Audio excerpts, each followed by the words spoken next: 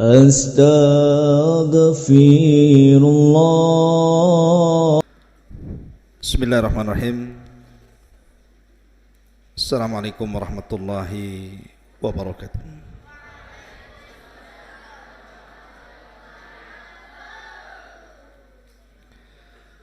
Alhamdulillah wassalatu wassalamu ala Rasulillah wa ala alihi wa sahbihi wa mawalah wa la hawla wa la quwata illa billahi wa ba'du. Hadirin dan hadirat, santri ikhwan dan akhwat yang dimuliakan Allah Subhanahu wa taala. Alhamdulillah di malam hari ini kembali kita bisa duduk di Masjid Jabal Uhud, dan pembahasan di malam hari ini kita akan membahas satu tokoh yang mungkin jarang didengar namanya. Tokoh ini namanya Saif ibn Dhi Yazan. Saif ibnu Dhi Yazan namanya. Siapa Saif ibn Dhi Yazan ini? Nanti kita akan kisahkan. Ma'asyiral muslimin yang dimuliakan Allah Subhanahu wa taala. Kisah Saif ibn Dhi Yazan ini adalah kisah yang banyak dicatat dalam sejarah-sejarah Arab. Karena Saif ibn Dhi Yazan ini adalah raja yang terakhir yang memimpin Yaman dari keturunan Himyar dari kerajaan Sabah. Ma'ruf, kerajaan Sabah dulu dipimpin oleh seorang ratu namanya Balqis. Lah, raja yang terakhir itu namanya Saif ibn Dhi Yazan. Inilah tokoh yang kita akan kisahkan di malam hari ini. Ma'asyiral muslimin yang dimuliakan Allah Subhanahu wa taala. Ketika antum semua membaca surat Al-Buruj, maka dalam surah Al-Buruj itu ada satu kisah yang disebut dengan Ashab Al-Ukhdud namanya. Ashabul Ukhdud. Dan Ashabul Ukhdud itu terjadi di beberapa tempat, di beberapa negara. Pertama terjadi di Irak di zaman Nabi Allah Ibrahim alaihi salatu wassalam. Yang kedua terjadi di Mesir di zaman Fir'aun laknatullah alaihi. Kemudian yang ketiga terjadi di Persia, Iran, dan yang terakhir terjadi di Yaman. Itulah kisah Ashabul Ukhdud ini. Ashabul Ukhdud itu artinya orang-orang yang membuat parit api, kemudian memasukkan orang-orang yang beriman dibakar hidup-hidup di situ. Disebut Ashab Al-Ukhdud namanya. Pertama di Irak. Korbannya siapa? Nabiullah Ibrahim alaihi salatu wassalam. Dimasukkan ke dalam api oleh Namrud, Raja Babil. Kemudian yang kedua di Mesir. Korbannya siapa? Seorang wanita tukang sisir putri Fir'aun. Namanya Masyitah ibnatu Fir'aun. Digoreng hidup-hidup, di atas tungku api karena beriman kepada syariat Musa alaihi salam. Kemudian yang ketiga di Persia, ada seorang raja yang menikahi mahramnya dan masyarakatnya tidak setuju. Kemudian siapapun yang tidak setuju dengan pernikahannya maka akan dibakar hidup-hidup. Kemudian terakhir yang kita akan kisahkan di sini, di Yaman. Jadi di Yaman itu ada seorang raja namanya Dhu Nuwas. Catat karena banyak nama-nama yang asing, antum jarang dengar. Jadi ada seorang raja namanya Dhu Nuwas. Itulah raja yang pernah berkuasa dari raja-raja Himyar yang ada di Yaman. Lah Dhu Nuwas ini yang tadinya beragama Nasrani akhirnya menjadi Yahudi. Tetapi Najran masyarakatnya itu agamanya Nasrani. Lah Dhu Nuwas ini kejam sekali. Siapapun yang tidak menurut perintah dia, tidak masuk ke agama Yahudi, maka akan dibakar hidup-hidup. Lah pembakaran hidup-hidup itu pernah dilakukan Dhu Nuwas itu bukan hanya 1, 2, 100, 200, 1000, 2000, tidak. Sampai 20.000 jiwa dimasukkan ke parit api. Kisahnya diabadikan dalam Suratul Buruj. 20.000 orang yang beriman dipanggang dalam api di zaman Dhu Nuwas itu. Lah ketika Dhu Nuwas berkuasa ini kejam sekali. Kemudian orang-orang Yaman pun meminta kepada negara Romawi yang ketika itu berkuasa di Syam untuk menolong orang-orang Nasrani yang diintimidasi, disiksa dan ditekan oleh Dhu Nuwas ini. Akhirnya Raja Romawi kemudian mengirim surat ke Ethiopia agar negara Ethiopia yang sama-sama beragama Nasrani ketika itu mengutus pasukan untuk menghancurkan Najran dan membunuh Dhu Nuwas.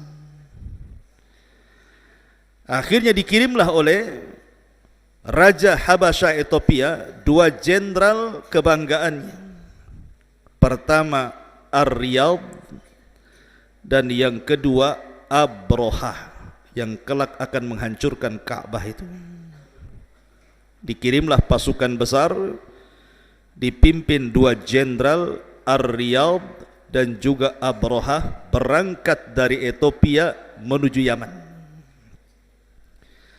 Sesampainya di Yaman, maka pasukan besar dari Ethiopia ini menghancurkan Najran dan membunuh Dhu Nuwas.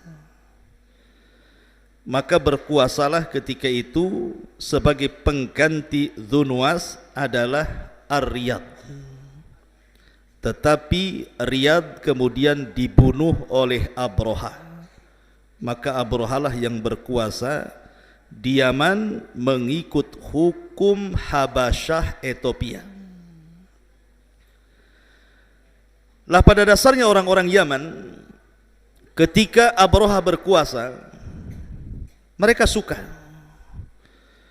dengan cara-cara Abroha dibandingkan penguasa sebelumnya Dhu Nuwas yang kejam. Tetapi ketika makin lama berkuasa Abroha itu rupanya jauh lebih jahat, lebih kejam dibandingkan Dhu Nuwas. Dan berakhir kebencian orang Arab kepada Abroha ketika Abroha berusaha untuk menghancurkan Ka'bah. Lah salah satu kejahatan Abroha, kebengisan Abroha itu suka menculik wanita-wanita yang menurut dia cantik, walaupun sudah bersuami maka akan dipaksa dan diambil. Suatu ketika Abraha menaksir seorang wanita keturunan Raja Himyar. Suaminya itu turunan Raja Himyar. Nama wanita itu Qamariyah. Jadi Abraha itu suka dengan Qamariyah ini, istri daripada turunan Raja Himyar ini. Akhirnya diculik. Kemudian dipaksa dinikahi Abraha, padahal masih punya suami. Maka dari pernikahan Abraha dengan Qamariyah ini lahirlah putra Abraha namanya Masruq ibnu Abraha. Masruq ibn Abraha. Lah Qamariyah ini dengan suaminya yang lama, turunan Raja Himyar itu punya anak. Masih kecil. Anak inilah yang kita akan ceritakan, namanya Saif ibn Dhi Yazan namanya. Saif ibn Dhi Yazan ini. Jadi Qamariyah punya anak dari suami lamanya, keturunan Raja Himyar ini, namanya Saif ibn Dhi Yazan, kemudian diculik oleh Abraha. Kemudian dipaksa dinikahi, punya anak pula dari Abraha itu namanya Masruq ibn Abraha. Berarti saudara seibu dengan Saif ibn Dhi Yazan. Lah, suaminya Qamariyah ini, karena dia sakit hati dengan Abraha, istrinya diculik dan dipaksa dinikahi, akhirnya dia pun pergi ke Persia, meminta bantuan Raja Persia untuk meruntuhkan kerajaan Abraha. Dan ketika itu Raja Persia menyanggupi, tetapi Allah takdirkan ketika sampai di pintu Persia, ketika hendak pulang ke Yaman, meninggallah suami daripada Qamariyah, ayah daripada Saif ibn Dhi Yazin ini. Jadi Saif ibn Dhi Yazin ini diasuh oleh Abraha, karena juga punya saudara sesusu, saudara seibu namanya Masruq ibn Abraha. Dan juga punya anak lagi namanya Maksun. Jadi dua anaknya. Pertama Maksun ibn Abraha, yang kedua Masruq ibn Abraha. Lah ketika Abraha membuat gereja yang sangat besar untuk mengalihkan orang-orang Arab supaya jangan haji ke Ka'bah dan diputarkan ke gerejanya, maka orang-orang Bani Kinanah dari Arab marah.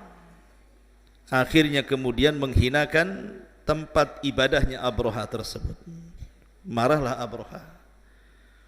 Maka Abraha pun mengirim pasukan besar dengan gajah-gajahnya yang diambil dari Ethiopia. Sebenarnya gajahnya tidak banyak, hanya ada yang mengatakan 4 gajah, ada yang mengatakan 8 gajah, ada yang mengatakan 12 gajah. Yang jelas gajah itu tidak pernah dilihat oleh orang Arab.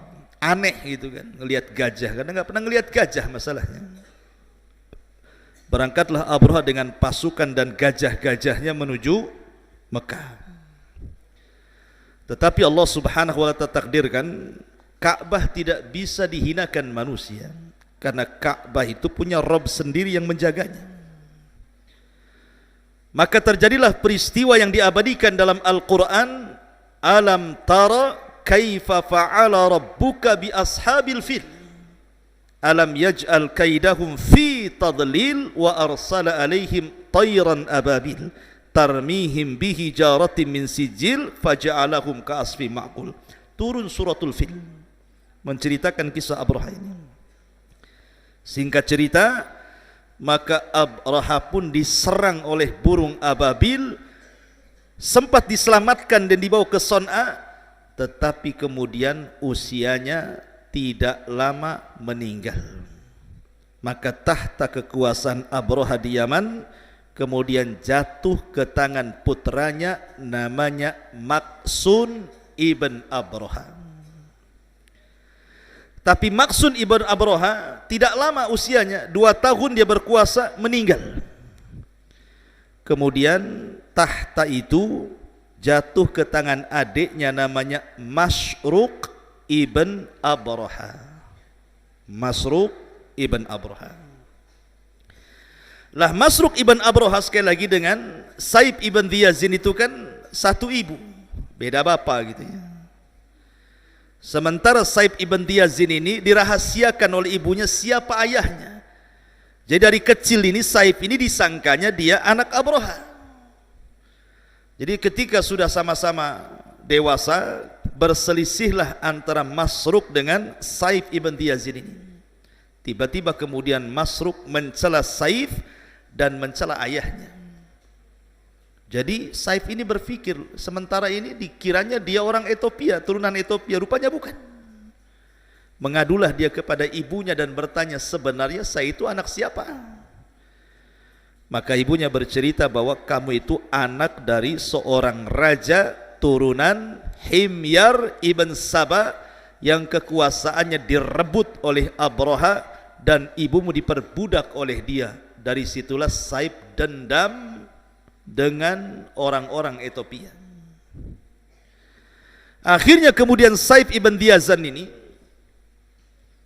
kemudian punya rencana untuk mengusir orang-orang Ethiopia dari Yaman dan ingin membunuh Masruq ibn Abraha ini. Berangkatlah dia ke Syam meminta bantuan kepada Raja Romawi agar mengambil alih kembali kekuasaan ayahnya yang diambil orang-orang Ethiopia oleh Abraha dan turunannya. Tapi sayang orang-orang Romawi, kerajaan Romawi tidak mau. Kenapa? Karena antara Ethiopia dengan Romawi itu dari segi keyakinan sama-sama Nasrani. Tidak mau. Kecewalah siapa? Saif ibn Yazan ini. Karena kecewa akhirnya, kemudian dia pun berusaha mencari cara. Terpikirlah dia punya teman namanya Nu'man ibn Munzir, salah satu tokoh dari tokoh-tokoh Himyar juga yang ada di Irak. Berangkat dia ke Irak, kemudian berdiskusi dengan Nu'man ibn Munzir soal kekuasaan yang ada di Yaman. Kata Nu'man ibn Munzir, sebaiknya kamu minta bantuan ke Persia. Saya setiap setahun sekali biasanya berniaga ke sana, ke Iran, ke Persia. Nanti pada waktunya kita sama-sama berangkat, kita minta bantuan Persia. Akhirnya pada waktu yang ditentukan, Saif ibn Yazan dengan Nu'man ibn Munzir, ini sama-sama putra penguasa Himyar, kemudian berangkat ke Persia. Datanglah ke Raja Persia ketika itu, Kisra. Awalnya Raja Persia tidak mau nolong. Buat apa ngirim pasukan ke Yaman? Yaman gak ada apa-apanya, rugi saja. Tetapi karena Raja Persia ini menghargai Saif ibn Yazan karena dia adalah anak turunan Raja besar Yaman, maka Raja Persia hanya memberikan hadiah berupa perhiasan-perhiasan dan uang yang banyak. Pulanglah Saif ibn Yazan ini membawa hadiah dari Raja Persia, tapi di tengah jalan hadiah itu dibagi-bagikan kepada fuqara dan juga masakin. Jadi ketahuan sama pasukannya Persia ini, dilaporkan ke raja. Marah raja itu, kok dikasih hadiah malah dibagi-bagikan kepada orang-orang miskin. Akhirnya ditangkap, kemudian dihadapkan ke raja. Raja bertanya, kamu tidak menghargai hadiahku, harusnya kau bawa hadiah itu ke Yaman, kenapa kau bagi-bagikan di sini? Kata Saif ibn Yazan, tujuanku ke Persia ini bukan ingin dapat hadiah. Tujuanku ini supaya engkau mengirim pasukan, membawa pasukan ke Yaman, usir orang-orang Ethiopia, nanti kau yang berkuasa di sana. Akhirnya kemudian Raja Persia ini berpikir, ya sudah kalau begitu satu malam kau menginap di sini. Maka Saif ibn Yazan pun menginap di istana Kisra Persia itu. Lah akhirnya kemudian Raja Persia ini pun berdiskusi dengan para menterinya, para wazirnya, para mustasyarnya, kemudian berdiskusi apakah kita tolong atau tidak. Rupanya salah satu mustasyirnya ini, penasihat raja, punya ide. Bagaimana kalau seandainya kita kirim pasukan tapi jangan pasukan inti. Kita kan ada penjara. Di penjara itu kan banyak orang jahat. Ada perampok, ada perompak, ada koruptor, macam-macam gitu ya. Gimana kalau seandainya orang-orang yang di penjara itu kita buat kirim saja orang-orang itu biar perang melawan orang-orang Ethiopia di Yaman. Kalau seandainya kita menang, berarti Yaman di bawah kekuasaan Persia. Kalau kalah pun tidak rugi, karena yang mati orang-orang jahat. Akhirnya raja pun setuju. Kemudian dikeluarkanlah tawanan-tawanan yang ada di penjara itu. Kemudian raja memilih satu orang pemimpin yang sangat cerdas, yang namanya Wahroz namanya. Ya, tulisannya Wahroz. Si Wahroz ini dia menjadi pemimpin perang. Kata raja, ya Wahroz, bawalah pasukan orang-orang penjara itu yang jumlahnya 800 orang dengan 8 kapal. Berarti masing-masing kapal 100 orang. Bawa, ikuti Saif ibn Diyazan itu. Ikuti kemauannya. Akhirnya kemudian disiapkan 8 kapal, masing-masing kapal 100 penjahat penjara. Berangkatlah dari Ethiopia menuju Yaman, menyeberang lautan. Rupanya di tengah lautan 2 kapal tenggelam, sisanya tinggal 6 kapal. Berarti tinggal 600 penjahat pasukan. Ketika sampai di Yaman, maka Wahroz ini bertanya kepada Saif ibn Diyazan, kamu punya pasukan apa di sini? Gak mungkinlah kami nyerang hanya 600 pasukan, yang kita lawan ini ribuan orang. Kata Saif ibn Diyazan, tenang saja, saya akan buat orang-orang Arab ini bangkit dan ikut menyerang bersama Anda. Maka kemudian Saif ibn Diyazan mempengaruhi orang-orang Arab Himyar dan kabilah-kabilah di Yaman untuk bangkit dan memberontak. Karena dari dulu mereka tidak suka dengan orang-orang Ethiopia. Abroha dan turunan itu tidak suka, karena kejam sekali. Akhirnya terkumpullah sampai ribuan pasukan bergabung dengan tentara Persia. Tentara Persia tidak banyak, hanya 600 pasukan. Itu pun orang-orang jahat yang dikeluarkan dari penjara kan itu. Sementara tentara Masyruk, putra Abroha ini banyak. Akhirnya ketika 2 pasukan diberhadap-hadapan nih, satu pasukan Masruk putra Abroha dengan pasukan ribuan gitu ya, dengan gajah-gajahnya. Yang satu pasukan Saif ibn Diyazan dengan Himyar dan kabilah-kabilah Arabnya, yang dibantu dengan sedikit pasukan Persia. Akhirnya Wahroz pun kemudian dalam peperangan itu berhasil membunuh Masruk ibn Abroha.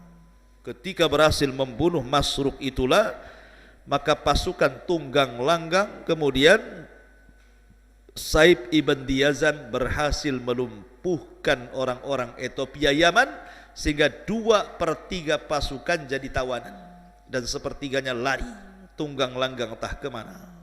Ya.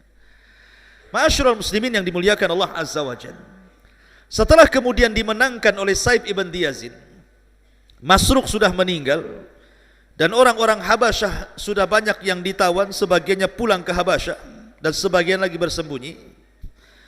Akhirnya kemudian Masruk pun menjadi raja yang terakhir daripada raja-raja Himyar yang menduduki tahta di Son'a Yaman. Dan pasukan Persia pulang, sehingga ketika itu kerajaan Himyar yang dipimpin oleh Saif ibn Diyazin setiap tahunnya harus bayar upeti dikirim ke Persia. Berarti di bawah hukum Persia. Itulah kenapa Persia masuk negeri Arab itu. Di sini ceritanya. Ya. Lah Saif ibn Diyazin ini, ikhwatul fillah muliakan Allah Azza wa Jalla, setelah dia berkuasa jadi raja, dibicarakan orang-orang Arab. Dibicarakan orang-orang Arab. Dan orang Arab senang karena bisa mengusir penjajah dari tanah mereka kembali ke Ethiopia. Lah salah satu yang datang dari pembesar-pembesar kabilah Arab untuk mengucapkan selamat dengan terpilihnya Raja Saif ibn Diyazin ini adalah kakeknya Nabi SAW, namanya Abdul Muttalib. Ya. Jadi Abdul Muttalib datang dari Haram menuju Son'a Yaman untuk mengucapkan selamat atas terpilihnya Saif ibn Diyazin menjadi Raja Himyar terakhir dan menguasai Yaman dan mengusir para penjajah Akhbas, orang-orang Habasyi Ethiopia, pulang lagi ke Habasyah.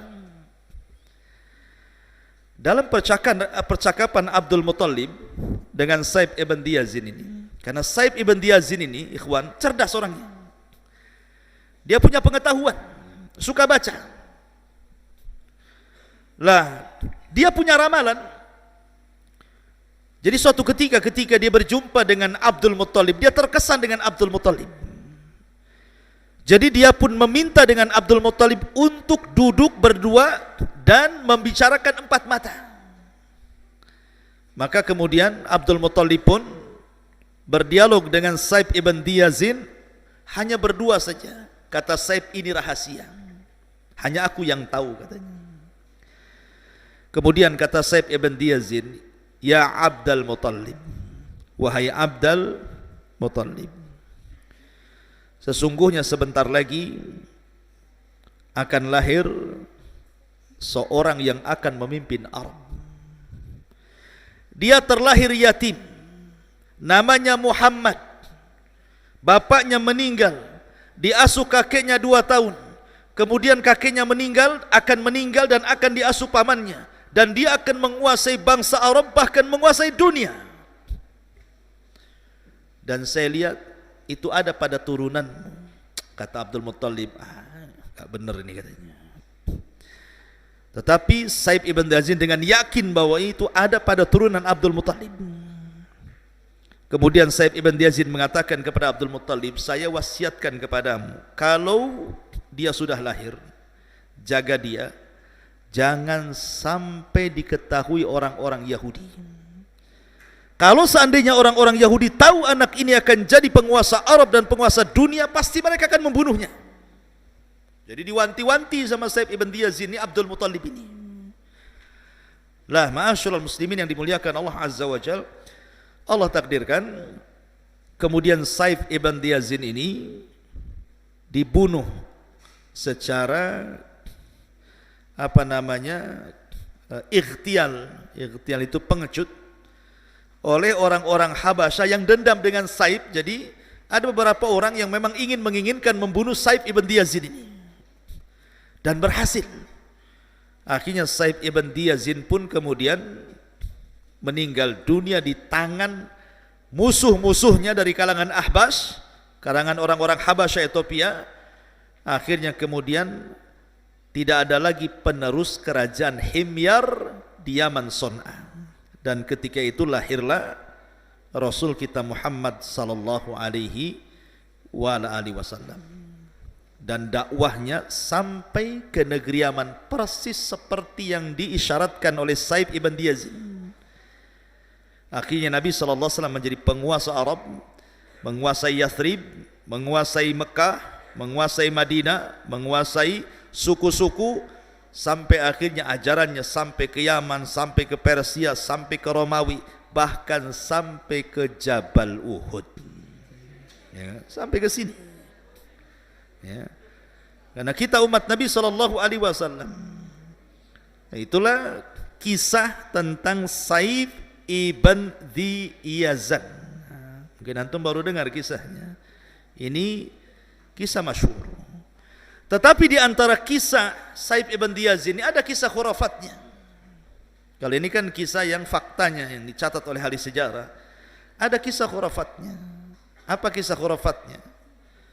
Bahwa ibunya Saif ibn Diyazin namanya Qomariah yang saya jelaskan itu bukan manusia katanya, tetapi jelmaan daripada jin.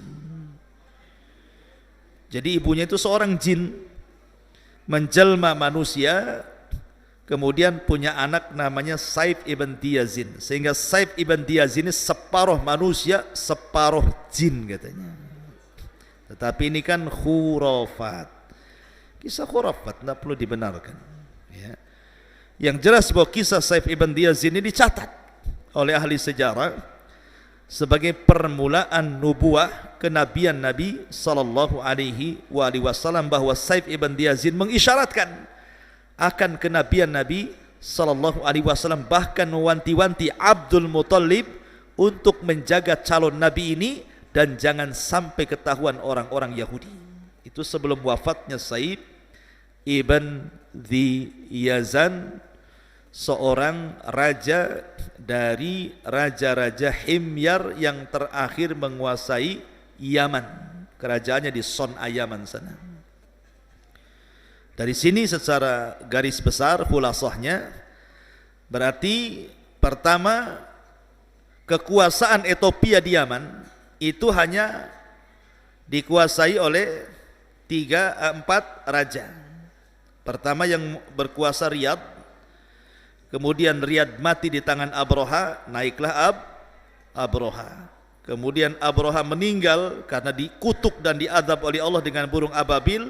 Kemudian dilanjutkan putranya Maksun ibn Abroha. Kemudian Maksun meninggal hanya sebentar, kemudian tahtanya jatuh kepada Masruq ibn Abroha, dan Masruq ibn Abroha dibunuh oleh tentara Saif ibn Diyazin. Dari sinilah tidak ada lagi Ethiopia di Yaman, semua hengkang ke mana? Balik ke Ethiopia, sehingga Yaman berkuasa di bawah hukum Persia. Makanya di zaman itu, karena Yaman itu Arab gitu ya, di bawah hukum Persia, sehingga di zaman Nabi sallallahu alaihi wasallam, apabila Nabi SAW hijrah dari Mekah ke Madinah, Nabi itu melihat para sahabat orang-orang Ansor. Orang Ansor itu kan turunan Yaman, Khazraj dan Aus. Jadi mereka masih terpengaruh budaya Persia. Terkadang mereka melakukan ulang tahun yang gak jelas dari Persia itu. Lah ketika Nabi melihat ulang tahun aneh-aneh para sahabat ketika hijrah dari Mekah ke Madinah, ada perayaan-perayaan tertentu, maka Nabi SAW merubah perayaan-perayaan itu dengan mengatakan, innallaha qad abdalakum bi khairi minhuma idul fitri wa idul adha. Allah sudah ganti perayaan kalian dengan perayaan yang jauh lebih baik, maksudnya Idul Fitri dan Idul Adha. Itulah perayaan Islam. Dari sini menunjukkan bahwa budaya Persia masih ada. Tetapi lihatlah bagaimana negeri Arab, negeri Yaman pernah dikuasai oleh beberapa negara. Salah satunya ya Ethiopia, kemudian terakhir Persia. Tetapi setelah diutusnya Nabi SAW, negara Yaman menjadi negara Islam sampai hari ini. Inilah kisah Saif ibn Diyazan. Wallahu a'lam. Taib, sampai di sini kita buat tanya jawab.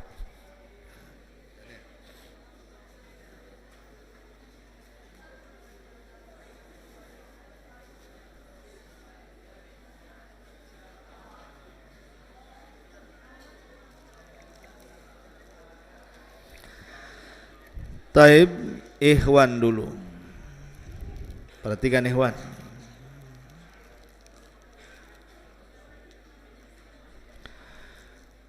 Ashab al-Uhdud terjadi di 4 tempat. Sebutkan.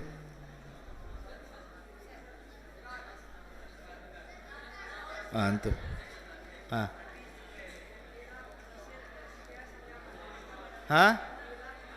Irak, Mesir, Persia, Ahsan, Yaman.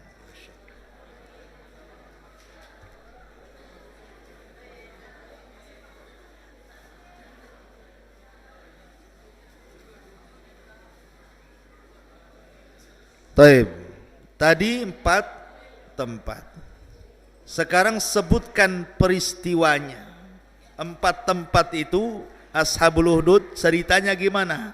Di Syam, di Irak apa, Persia gimana, Yaman gimana, ceritakan kisah Ashabul Uhdudnya itu. Kan sudah jelas tuh, Irak, Mesir, Persia, Yaman. Kisahnya seperti apa? Antum? Berdiri.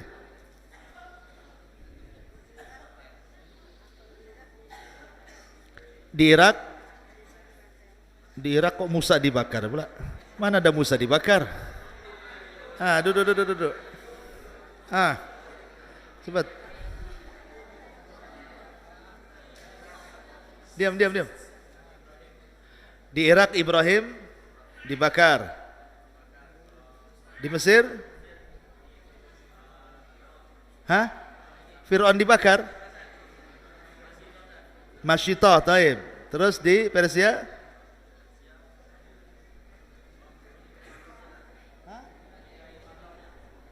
Seorang raja yang menikahi mahramnya, yang tidak setuju dibakar, taib. Terakhir di Yaman. Kisahnya disebut apa? Iya, kisahnya Quran menyebutnya apa? Ashab Uhdud. Ahsan, Masya Allah. Ambil.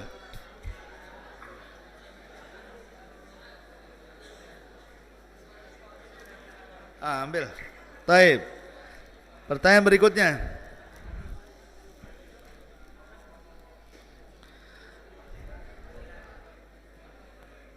Kerajaan Ethiopia yang masuk ke Yaman, kerajaan Ethiopia yang masuk ke Yaman berkuasa 4 periode, 4 raja Ethiopia. Sebutkan 4 raja Ethiopia dari zaman ke zaman.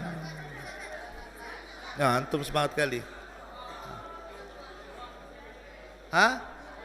Riyad, Abraha, terus Ahsan, Masya Allah.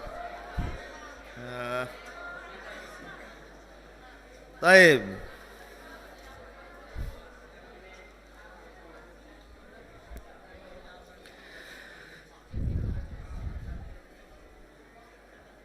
Saif ibn Yazid. Saif ibn Yazid punya ibu, namanya siapa? Antum? Komariah, Masya Allah. Ambil.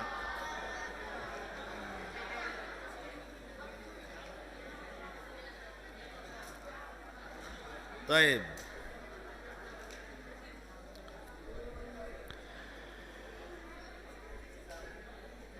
Siapa yang melobikan Raja Persia untuk menyerang Abrahah di Yaman, temannya Saif ibn Yazid?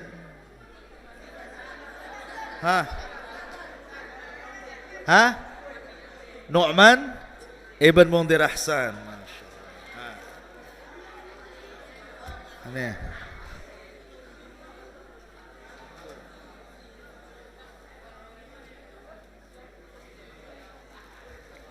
Taib, Ahwat dulu. Diam dulu, Ikhwan.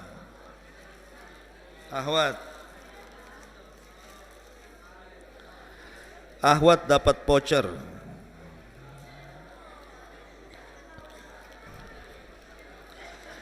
Voucher belanja berlaku hingga 15 Februari tahun 2022. Tapi jangan di warung, nggak laku. Ini hanya di koperasi pondok. Ahwat, pertanyaannya.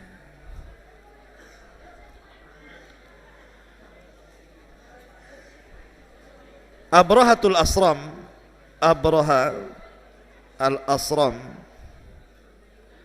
ketika berkuasa, dia menculik Komariah, punya anak dari Komariah. Siapa namanya?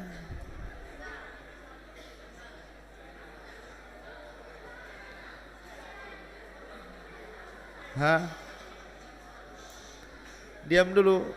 Siapa anak dari Komariah dari putra Abraha itu? Hah? Diam ikhwan. Enggak dengar?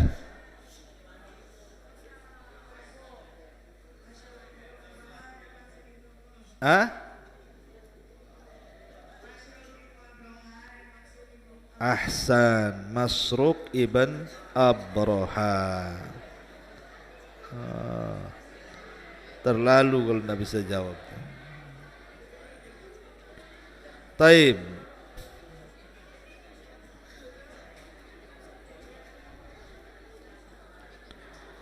Ini vouchernya. Pertanyaan yang kedua.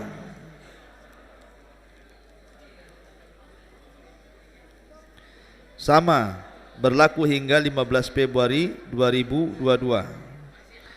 Kalau lewat dari 15 Februari berarti tidak berlaku alias kadaluarsa. Pertanyaan,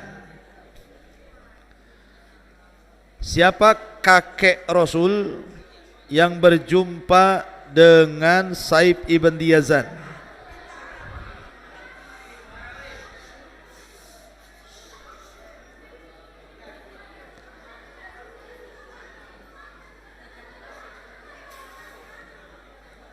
Jangan ribut, apa pula ini akhwat? Kok lebih ramai daripada ikhwan pula? Halo. Abdul Muttalib. Ahsan, Abdul Muttalib. Dapat voucher. Taib, siapa nama Abdul Muttalib itu? Pertanyaan ketiga. Siapa namanya Abdul Muttalib itu? Nama aslinya siapa?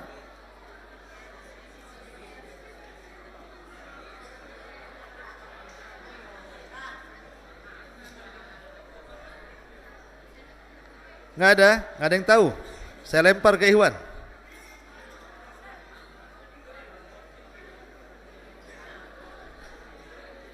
Nama asli Abdul Muttalib.